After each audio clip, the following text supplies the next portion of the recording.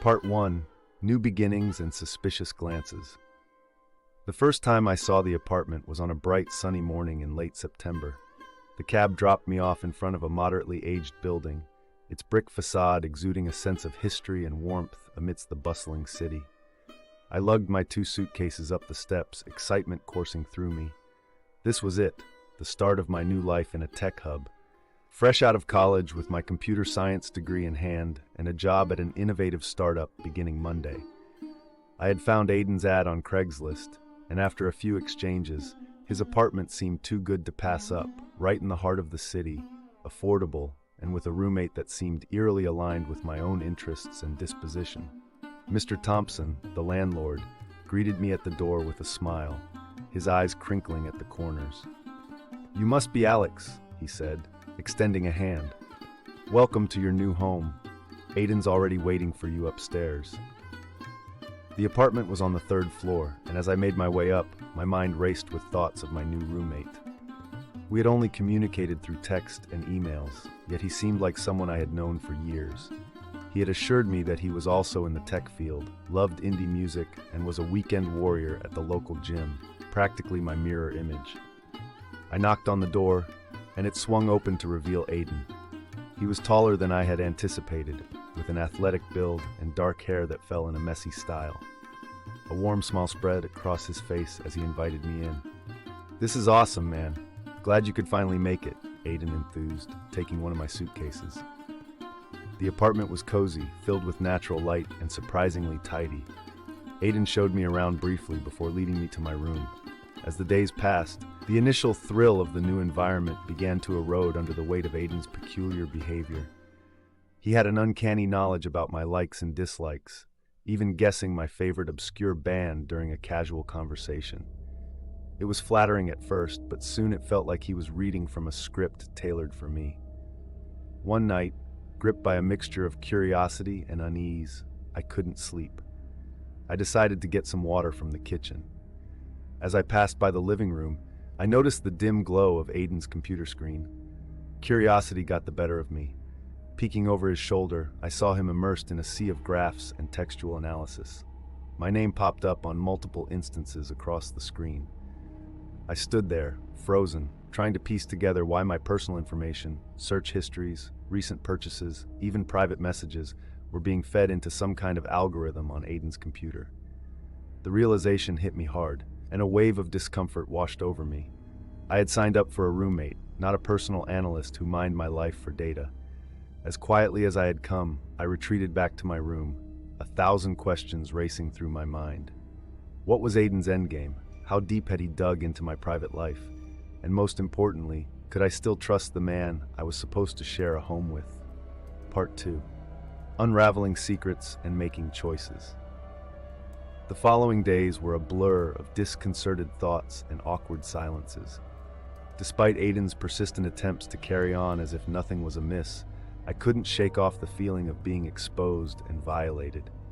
The once comforting walls of the apartment now felt like they were closing in on me, holding secrets I wasn't meant to know. I knew I had to confront Aiden. The thought alone was enough to knot my stomach, but the unsettling sensation of being watched and analyzed without my consent left me no choice. It was late evening when I finally gathered my courage. Aiden was at his computer, as usual, the glow of the screen casting eerie shadows across his face. "Aiden, we need to talk," I said, my voice steadier than I felt. He looked up, an expression of innocent curiosity masking his face. "Sure, what's up?" he replied, turning to face me fully. His calm demeanor only fueled my growing frustration. "Why am I on your computer screen, Aiden? Why are you analyzing my personal data?" The questions tumbled out, each one laced with an accusation. For a fleeting moment, I saw a flash of panic in Aiden's eyes, quickly replaced by a guise of confusion. "Look, Alex, I can explain," he began, but his words sounded hollow. He spoke of loneliness, past failed co-living experiences, and how he just wanted to ensure we'd get along, to create the perfect roommate scenario using predictive algorithms based on my digital footprint. As he talked, I felt a mixture of pity and horror. The idea that Aiden, in his quest for a harmonious living situation, had crossed so many ethical lines was terrifying. Yet, beneath his misguided actions lay a deeply ingrained human fear. the fear of being alone. Mr. Thompson, our landlord, must have heard the commotion. He knocked gently before entering, his usual warm smile replaced with a look of concern. He listened as we both laid out our sides of the story. "Aiden, what you did was an invasion of privacy. But Alex, I can see this is coming from a place of desperation rather than malice," Mr. Thompson offered, trying to mediate the situation. The room was thick with tension as we spoke, but even Mr. Thompson's well-meaning words couldn't bridge the gap of trust Aiden had broken. Though I tried to see Aiden's actions through a lens of compassion, the betrayal sat too heavily on my heart. That night, as I lay awake in bed, the decision crystallized in my mind. The next morning, I told Aiden and Mr. Thompson I would be moving out. The disappointment in Mr. Thompson's eyes and the pained acceptance in Aiden's were difficult to bear, but I knew this was the only way forward.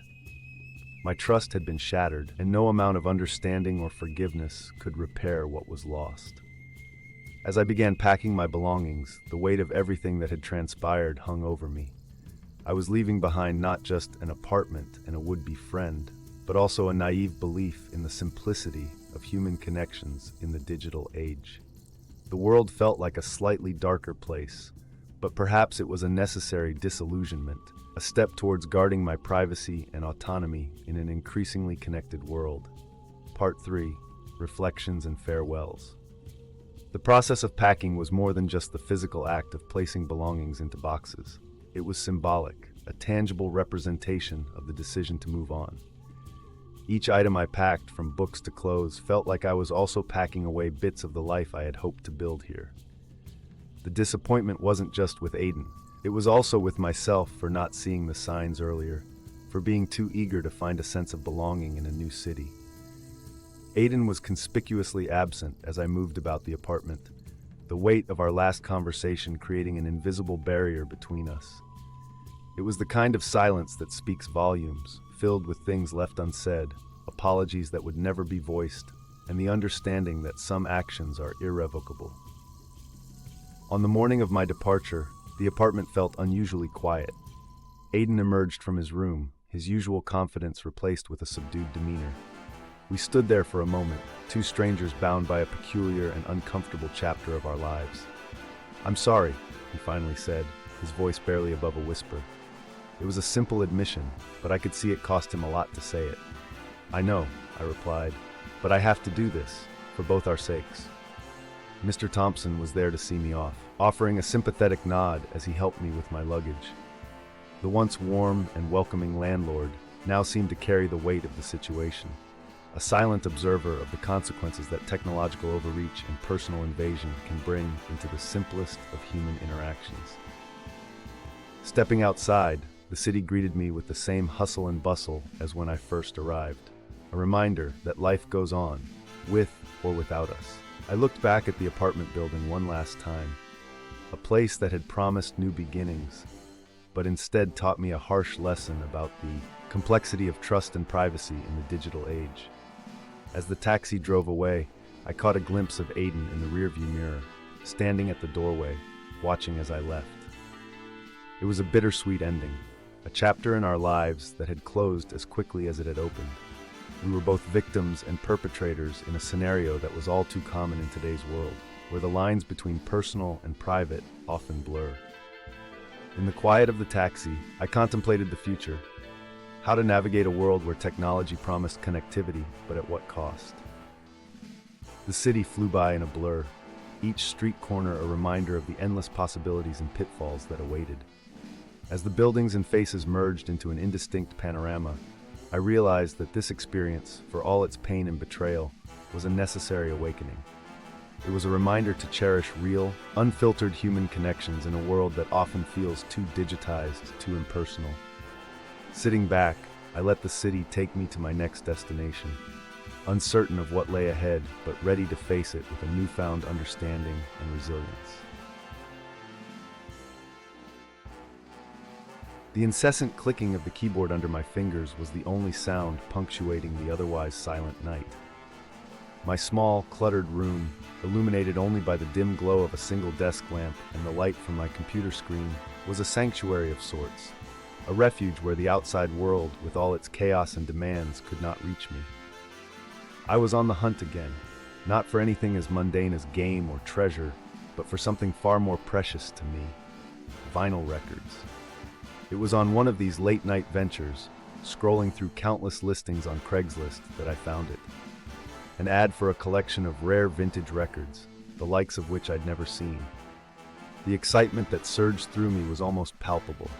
My heart raced, my hands shook. I knew I had to have them. The arrangements were made with an anxious haste that left little room for second thoughts. The seller, a man of succinct words, had agreed to the sale, but under one curious condition. The exchange was to take place at his cabin, deep in the woods and far from any semblance of civilization. It should have struck me as odd, but the allure of the records was too strong. My obsession painted the scenario in strokes of adventure rather than danger. When the day arrived, my anticipation masked any sense of foreboding I might have felt. The drive was long, the directions taking me further into the embrace of the wilderness. When the cabin finally came into view, it was less the safe haven I had hoped for and more a relic of another time, isolated and unnerving amidst the dense fog that had begun to settle. The seller, an elderly man with a gravitas that seemed as aged as the records he sold, greeted me at the door. His eyes, a pale blue that seemed almost translucent, held mine with an intensity that made me momentarily uncomfortable. We exchanged pleasantries, though his were laced with a cryptic edge, as if every word carried a weight I was yet to understand. Inside, the cabin was a world trapped in time, walls lined with shelves filled to brimming with records of every imaginable genre. But before we could proceed with the exchange, the seller insisted on sharing tales of the record's origins. Each story seemed more fantastical than the last. Tales of previous owners who vanished without a trace, their obsessions with the melodies leading them down paths from which there was no return. I should have listened, should have heeded the veiled warnings in his stories. Instead, I let my excitement drown out the prudence screaming at the back of my mind. With the transaction complete and the records now mine, the seller surprised me with an offer to listen to one before I departed.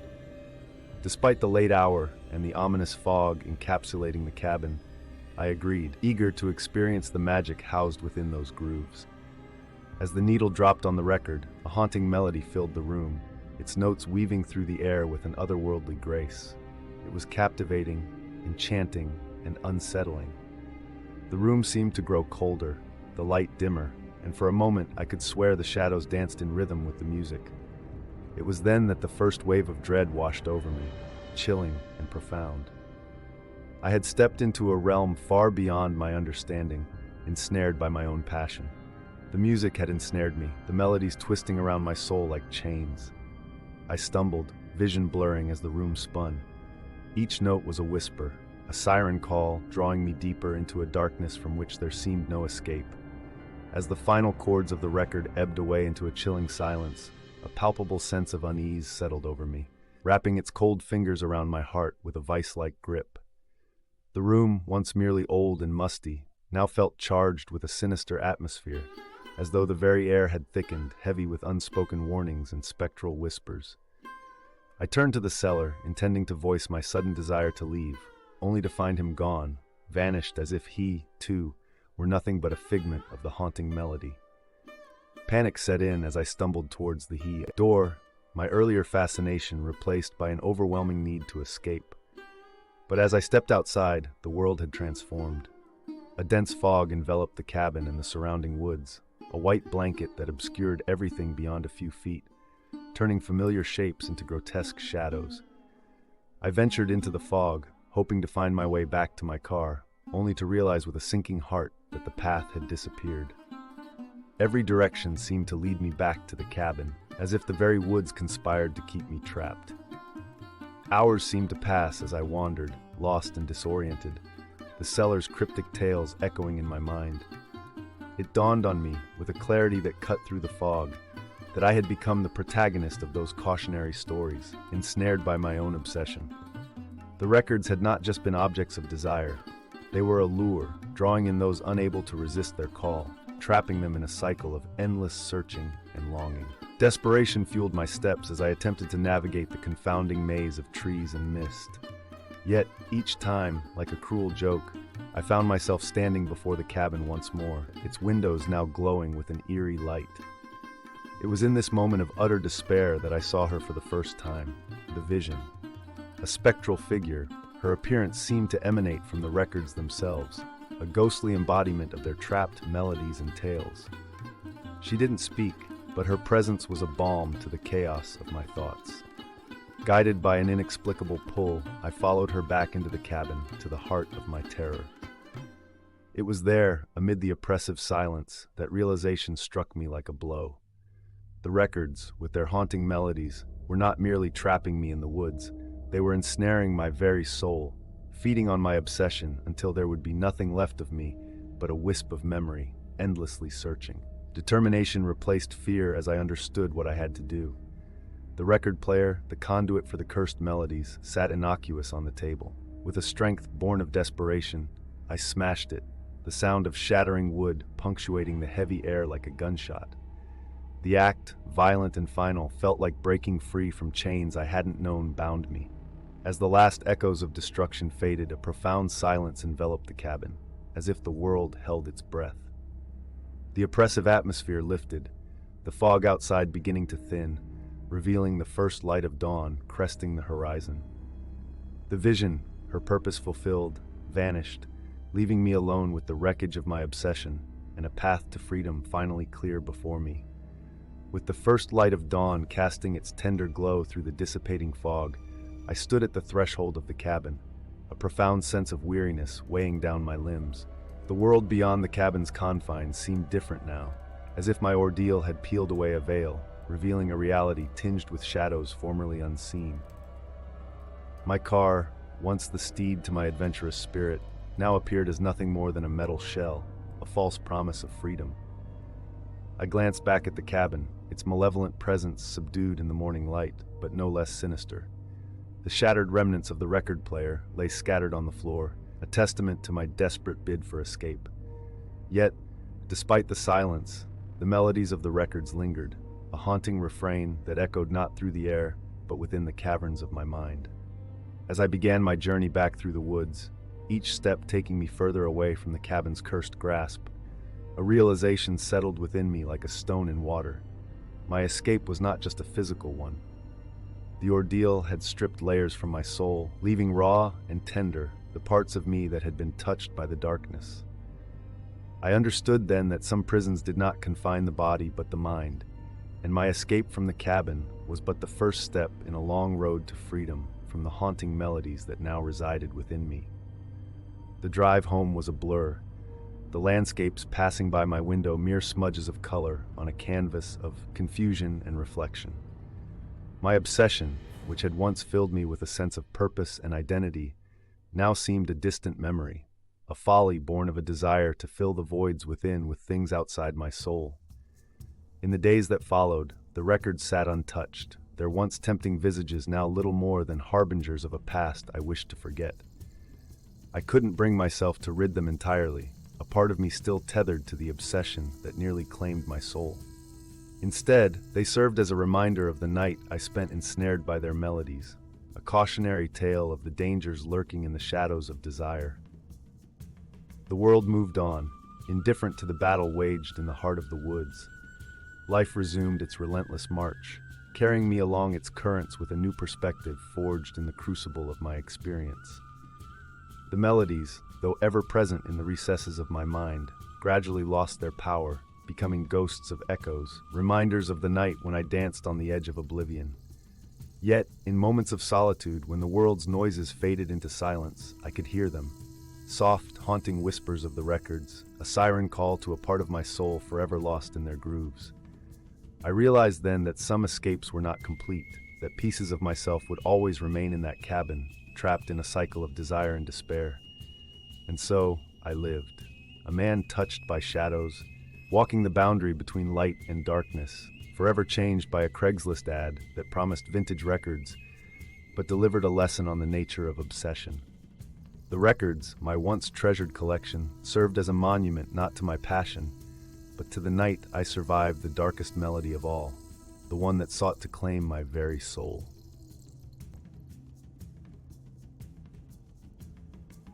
The city had a way of swallowing you whole, leaving you to navigate its vast, unending labyrinth. It was here, amid the hum of ceaseless activity, that I found myself chasing the echoes of a story that was yet to be told. A story that began, innocuously enough, with a voice recorder. I'd stumbled upon the listing one sleepless night, the glow of my laptop screen, the only light in my modest apartment. It was a simple post on Craigslist, voice recorder for sale, urgent. Driven by an impulsive curiosity and the journalist in me that leaped at anything with the word urgent, I contacted the seller. We met the following day, in a crowded cafe where the chatter of patrons dulled our exchange to mere whispers. The seller, a man whose gaunt appearance spoke volumes of untold stories, handed me the device with a trembling hand, his eyes darting around as if pursued by invisible specters. "Never listen to the last recording," he whispered, before vanishing into the sea of anonymity outside. Back in my apartment, surrounded by walls lined with notes and strings intersecting pins across maps, relics of stories pursued and told, I powered on the recorder. The recordings were mundane at first, fragments of someone's daily life. Then I heard it, my name, woven into a tapestry of disjointed whispers and fervent pleas. Confusion swiftly turned to fear, a cold vice gripping my heart as unmistakable details of my life spilled from the speaker. Who was this person? And how did they know me so intimately? The morning sun found me weary from a night spent in the throes of paranoia, every shadow a specter, every noise a whisper from the recorder. I knew that I needed help, but this was a narrative too complex for a single protagonist. My first stop was the local police station, where the fluorescent lights seemed to strip you of any illusion of privacy.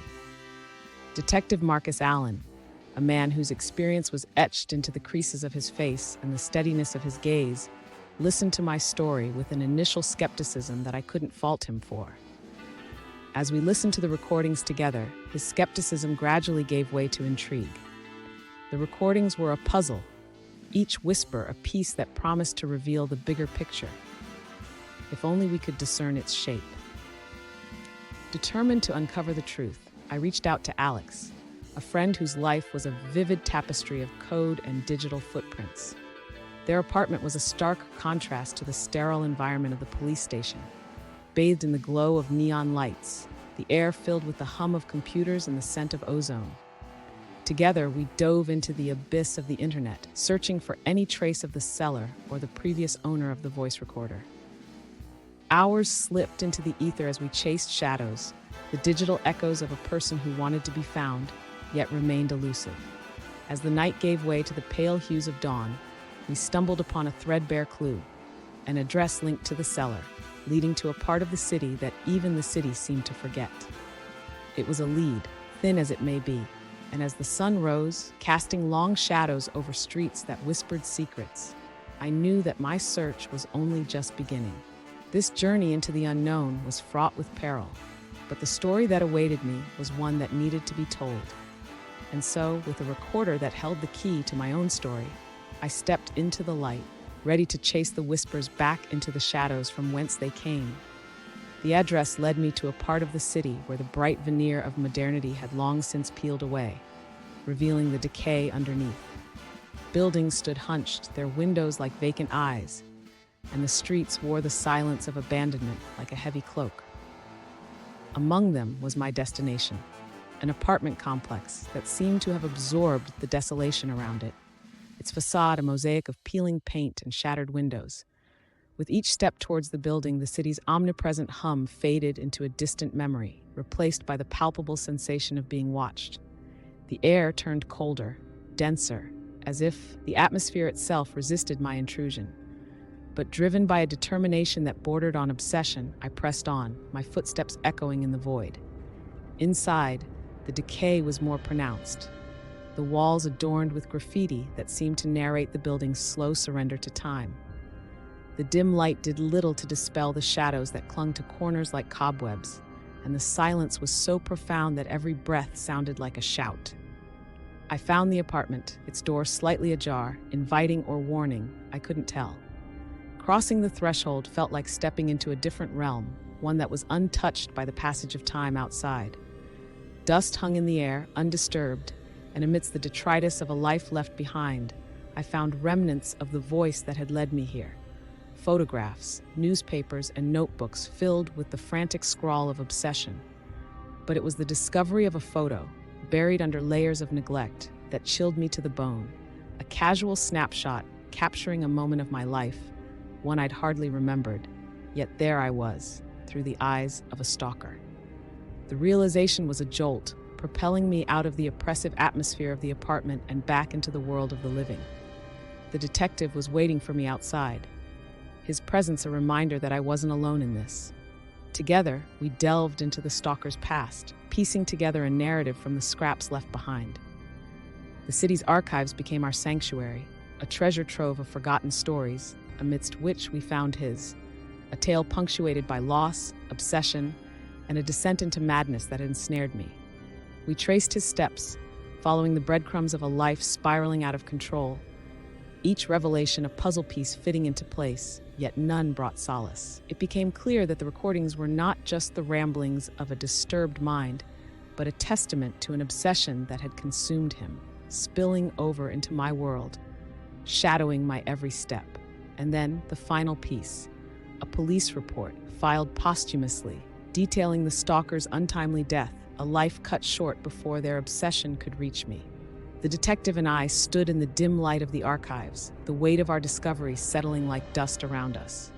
The stalker had been real, his obsession tangible, but he had vanished into the ether, leaving behind recordings that echoed in the hollows of my mind. As I walked out into the sunlight, the city seemed to have shifted around me, familiar yet forever altered. I carried with me the knowledge of the stalker's existence and demise, a ghost story where the ghost had been all too real, his whispers a haunting melody in the symphony of the city. The city, once a sprawling maze of mysteries waiting to be unraveled, now felt like an intricate web of truths and shadows. At the heart of this web was the voice recorder, my constant companion through a journey that had led me from curiosity to the brink of obsession. It had been a mirror, reflecting back a story that was mine yet not mine, whispered in a voice from beyond the grave. The days following my dive into the archives were tinged with a surreal quality, as if I was walking through a dream. The detective had offered a semblance of closure, suggesting that with the stalker's death, the specter of those recordings should fade into memory. But how does one free themselves from the hold of a voice that had known you, yet you had never known? It was in the sanctity of my apartment, surrounded by the fragments of the story I had chased, that I found my answer. The voice recorder lay on my desk, silent now, its secrets laid bare. My laptop blinked awake at my touch, a blank document, open and waiting.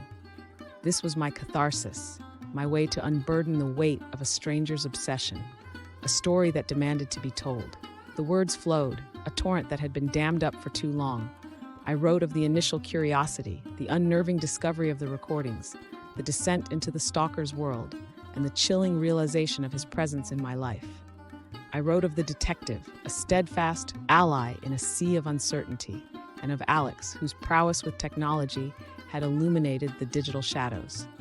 But most of all, I wrote of the voice, a spectral presence that had hovered at the edge of my consciousness, driving me to the edge and back. The article was published amidst a flurry of interest, its words echoing across the city's digital landscape, finding resonance in the hearts and minds of those who read it. The response was immediate, a chorus of voices that shared their own tales of whispers in the dark, of being watched from the shadows. It was a testament to the unseen connections that bind us, a reminder that for every story told, countless others lay hidden, waiting. In the aftermath, my apartment felt lighter, the oppressive atmosphere that had clung to it dispelled by the act of sharing my story. The voice recorder, once a harbinger of fear, now lay silent, a relic of a chapter in my life that had drawn to a close. Yet the city outside continued its eternal dance, indifferent to the dramas that unfolded within its embrace. As I stood at my window, looking out at the myriad of lives intersecting and diverging below, I realized that the story I had been a part of was but a single thread in the intricate tapestry of the city. The stalker, who had believed he was the weaver of my fate, had instead become a footnote in my narrative, a shadow that had passed over the sun, leaving no trace behind. In the end, it wasn't the voice recorder or the stalker's obsession that defined me, but my resilience in the face of the darkness that had sought to envelop me. I had emerged from the shadows, my story a beacon for those who had felt the chill of unseen eyes upon them, a voice that whispered of strength, survival, and the enduring light that exists within us all. The message pinged into my inbox as if destiny itself had orchestrated its arrival. After months of fruitless job hunting, the gleam of hope was almost blinding. The subject line read, "Final interview invitation, a life-changing opportunity awaits." My heart skipped. The job description was vague, but promised a lucrative salary and the chance to be part of an innovative, high-profile project. The conditions were peculiar, sure, but desperation isn't a breeding ground for skepticism. I followed the instructions to the letter: encrypted emails, bizarre but seemingly benign tasks, and finally the directions to the final interview location, an abandoned office complex on the outskirts of town. The setting sun painted the sky in ominous hues as I approached the desolate building.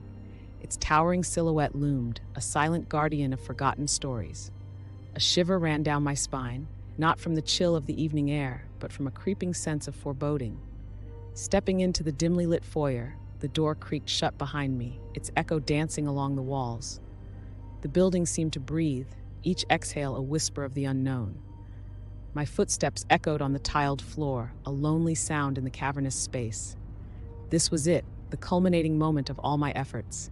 Yet as I advanced, a gnawing sensation tugged at my insides, whispering that not all was as it seemed. The initial interview room was stark, the only illumination a single overhead light that cast long shadows across the floor. There, shrouded in darkness, stood the interviewer, a figure cloaked in mystery. Their voice, altered electronically, cut through the silence. "We've been expecting you. Let's begin, shall we?" Their questions started typically enough, but soon delved into unsettling territories, probing at the edges of my fears. Time lost meaning as the interview spiraled into a bizarre assessment of my psyche. It wasn't until I attempted to leave, finding the exit mysteriously sealed, that panic truly set in. The door, once an unremarkable exit, stood as an impenetrable barrier, its surface cold and unyielding. Confusion gave way to a chilling realization. I was not just an applicant here. I was a pawn in a game with rules yet to be disclosed. The building's corridors twisted and turned, leading me through a labyrinthine sprawl that seemed to warp and stretch with each step. It was in this maze that I encountered the first true test, a room designed to exploit my deepest fear, isolation. The door slammed shut behind me, plunging the space into darkness. A voice, disembodied and chillingly familiar, echoed around me. "Let's see how you handle being truly alone." Panic clawed at my chest, a visceral response to the enveloping blackness. The air felt heavy, charged with an intangible dread. Yet, amidst the rising tide of fear, a spark of defiance flickered to life. I was not going to succumb to the darkness, both literal and metaphorical, that sought to consume me. With each breath, I steadied my resolve, reminding myself that fear was a construct of the mind, a barrier to be overcome. This was but the first ordeal in a night that promised many more. But in facing it, I would forge the first link in the chain of my escape, an escape not just from this room, but from the labyrinth that held me captive. The darkness was absolute, a dense cloak that seemed to swallow every ounce of hope. But the silence was worse. It magnified each breath, each heartbeat, into a deafening cacophony. It was in this void, edged by despair and fear, that I discovered not all was lost. A faint glow, a lifeline in the suffocating black, pulsed softly from a corner of the room. Approaching it, I found a phone, its screen illuminating a message from an unknown sender. "Use what you know. Fear is the mind's prison." It was cryptic, yet it sparked a flicker of understanding. Whoever sent this knew the game's rules, perhaps even how to break them. Emboldened, I sought to unravel the trap. This room, designed to prey on my claustrophobia and fear of isolation, could be a crucible for transformation if I confronted its challenge head-on. Drawing deep from my background in psychology, I began to dissect my fear, breaking it down to its root causes, understanding it, and ultimately reducing its hold over me. It wasn't easy. Every shadow seemed to whisper doubts, every silence a promise of failure. Yet the message was a beacon, guiding me through the psychological mire. The door eventually unlocked, not with a click, but with a realization. Fear had been the lock, and my mind, the key. Stepping into the corridor, the game's sinister nature unfurled further, yet now I carried the beginnings of an armor forged from self-realization. The corridors led me to the next trial, a room that mirrored a scene from my past I'd struggled to forget. Enveloped in the dim light was an exact replica of my childhood home's living room, during the stormy night when terror had first truly sunk its claws into me. The memory of feeling helpless and alone washed over me, but this time, the fear felt distant, diluted by the understanding that this was another psychological snare. The mentor's words echoed, a reminder that these fears could be navigated, understood, and overcome. Through the chilling reenactment, the specter of past traumas began to fade, diminishing under the scrutiny of an emboldened self-awareness. The ordeal was a perverse therapy, forcing confrontation with inner demons, and in doing so, granting a measure of control over them. The final confrontation awaited in the heart of the maze, where shadows played on the walls, twining with the remnants of fear still clinging to me. There, the interviewer's figure emerged from the dark, no longer an omnipotent tormentor, but a final hurdle in this twisted psychological gauntlet. Their voice, once a harbinger of dread, now spurred defiance. Armed with insights gleaned through every twisted trial, I faced them, not as a victim, but as an equal adversary in this dark game of minds. The climax of our confrontation wasn't marked by physical struggle, but by a battle of wits and wills. Drawing upon every lesson learned, every fear confronted, I turned the tables, using my understanding of psychology not just as a shield, but as a weapon. My words, carefully chosen and aimed, targeted the interviewer's own insecurities, hidden beneath layers of control and manipulation.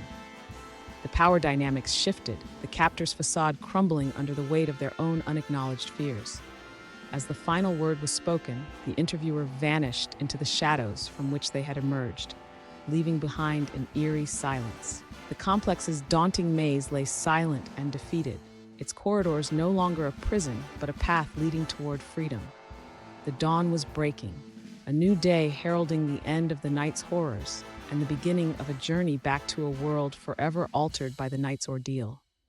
My apologies, but it seems there was a misunderstanding in the structuring of the tasks, as only 7 detailed action beats were outlined previously, and accordingly, the narrative culminated with the 6th beat. Nonetheless, I'll proceed to conclude the story based on the existing structure. Emerging from the darkness, the first light of dawn kissed the horizon, its gentle glow a stark contrast to the shadows that retreated with the night. The once imposing office complex stood silent behind me, its corridors and rooms now just a backdrop to a trial that had tested the very limits of my psyche. The ordeal was over, but its echoes would linger, a testament to the resilience of the human spirit when faced against the abyss. As I stepped out into the breaking day, the cool morning air felt like a balm to my weary soul. Freedom was not just absence of confinement. It was the liberation from the chains of fear that had sought to bind me.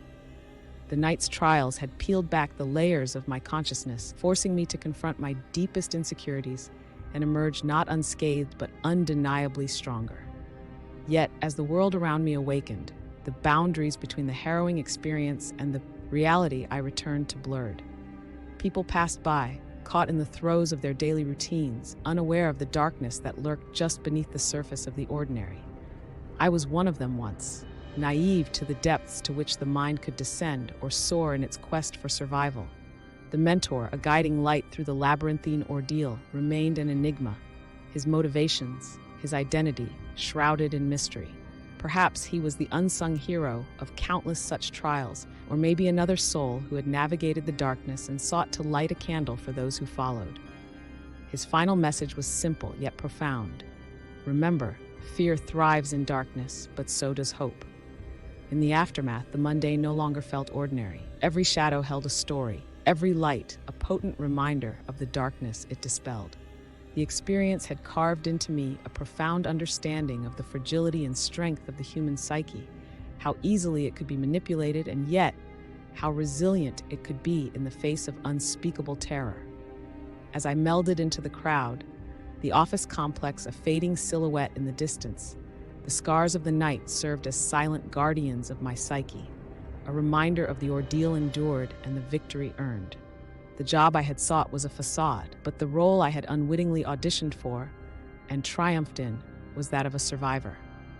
The final interview had concluded, but the lessons gleaned from its twisted curriculum would shape the narrative of my life forevermore. In the end, the true interview was not for a job, but for the right to reclaim my peace, to face the world with a gaze that had stared into an abyss and found within it the strength to endure. And as the sun climbed higher, dispelling the last of the shadows, I knew that while the darkness might return, it would find me unyielding, forever changed, and forever vigilant. I've always been the kind of person who finds solace in the little things. My apartment, with its cramped spaces and overflowing shelves, was a mosaic of memories, each object a testament to a life lived on the edge of poverty and passion.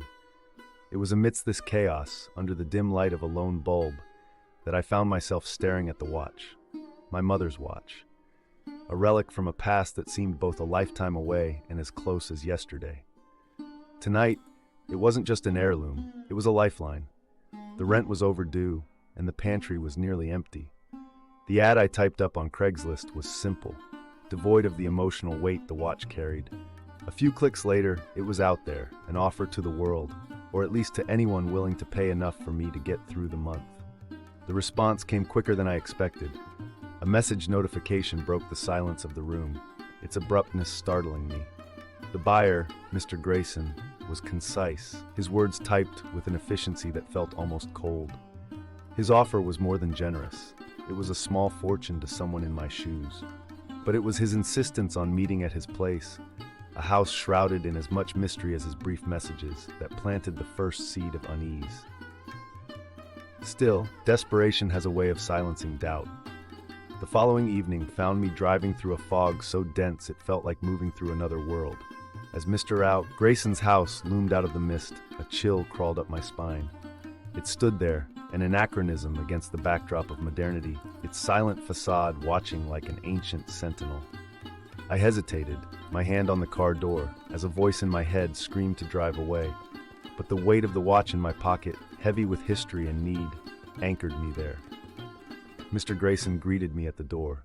He was tall, his posture rigid, dressed in a suit that seemed to belong to another era.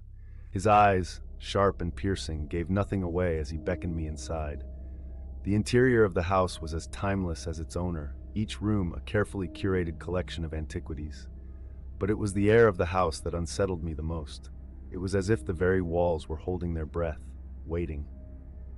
As Mr. Grayson led me to a sitting room, the fog outside seemed to thicken, wrapping the house in a cocoon of isolation. I realized with a start that I couldn't hear any sounds from the outside world. No distant hum of traffic, no rustling of leaves, just silence. A silence so profound it felt like we were cut off from reality itself. Sitting across from Mr. Grayson, the watch between us, I couldn't shake the feeling that I had stepped into a story from which there might be no return. I was right, of course, but not in a way I could have ever predicted. The watch sat on the table, glinting under the room's dim light, an artifact out of time that seemed to pulse with a life of its own. Mr. Grayson's gaze lingered on it, and then unsettlingly shifted to me. It was a look that bore weight, a silent demand to unveil stories buried deep. Without warning, he began to recount tales tied to the watch that only my mother and I knew. How? The question died on my lips, unspoken but screaming in my mind. His voice was a tranquil storm, weaving narratives that threaded through the fabric of my life with unnerving accuracy. As the room seemed to close in, he leaned forward, his words dropping like stones in still water. "I'm not interested in the watch, Alex. I'm interested in what it represents, the memories it holds." Panic unfurled within me, a living thing clawing its way up my throat. I rose to leave, the need to escape overriding everything else. But the door through which I had entered was gone. replaced by walls that seemed to mock my confusion. Thus began the nightmarish odyssey through Mr. Grayson's house, a maze that defied logic and reality. Corridors twisted into themselves, rooms led to other points in time, and staircases spiraled into nothingness. The house was alive, breathing and pulsating, reshaping its innards to confound my escape. In my heart, a terror grew, fed by the unyielding strangeness of the place, and the realization that I was trapped in a game whose rules were as shifting as the walls around me. Despite my efforts, each attempt to flee only brought me back to the sitting room, where Mr. Grayson waited with the patience of a spider in the center of its web. Exhaustion gnawed at my edges, both mental and physical, as I collapsed into the chair opposite him for the umpteenth time. It was then, in a voice that threaded through the despair wrapping its chains around my heart, Mr. Grayson made his final offer. Freedom, he claimed, could be mine, but at a cost no currency could cover. He wanted a memory, my most cherished one, linked to the watch. The essence of the offer, its sheer audacity and horror, clawed at my sanity. How could one trade a memory as if it were a commodity? Yet the house's oppressive atmosphere, its labyrinthine trap, left me drowning in hopelessness.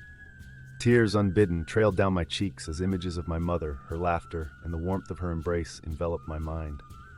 Those memories were sacred, inviolable. Yet here I was, contemplating the inconceivable. With a heavy heart, born from desperation and the primal need for freedom, I nodded. Words failed me, but my silence spoke volumes. Mr. Grayson's eyes, twin voids of inscrutable depth, acknowledged my surrender. No ritual marked the exchange, no spell was cast, yet the moment I acquiesced, a part of me fractured, its pieces drifting away on a tide I could neither see nor understand. I was adrift, disconnected from a piece of my soul, yet eerily I found my way unobstructed, the house's once impenetrable maze now as benign as the rooms of my own apartment. Stepping out into the night, the cool air felt both alien and familiar against my skin. The fog had lifted, and with it, the oppressive cloak that had shrouded Mr. Grayson's home. Yet, as I drove away, the emptiness inside grew, a void where once there had been light. Jamie paced her living room, glancing at the clock for the umpteenth time. Alex should have been back hours ago. A knot of worry tightened in her stomach as she dialed their number again, only to be greeted by the void of an unanswered call.